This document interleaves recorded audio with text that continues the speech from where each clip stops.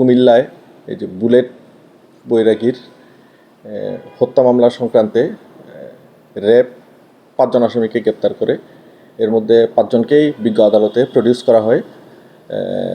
আসামিদের মধ্যে 4 জন স্বীকারোক্তিমূলক জবানবন্দি দিয়েছে এবং একজনের রিমান্ড মঞ্জুর করেছে এবং তাকে আমরা ইতিমধ্যে থানায় নিয়ে এসেছি, রিমান্ডে নিয়ে এসেছি।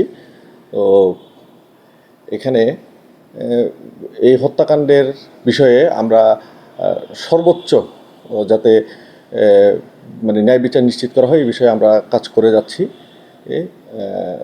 এবং আমরা চেষ্টা করে যাচ্ছি অতি দ্রুত যাতে এই মামলার তদন্ত প্রতিবেদন অর্থাৎ পুলিশ রিপোর্ট যাতে আমরা বিজ্ঞ আদালতে পেশ করতে পারি এই বিষয়ে আমাদের সর্বাত্মক প্রচেষ্টা রয়েছে।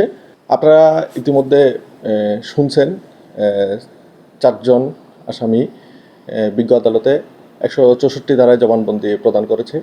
শিয়া বাটার ও ভিটামিনে সমৃদ্ধ লিলি বিউটি সোপ, তারুণ্যময় উজ্জ্বল ত্বকের জন্য। তবে এটা একটি তদন্তাধীন বিষয়। স্বীকারোক্তিমূলক জবানবন্দিতে তারা কি বলেছে এই বিষয়টি এখনই ডিসক্লোজ করার আসলে সুযোগ নেই, যেহেতু তদন্তাধীন বিষয়।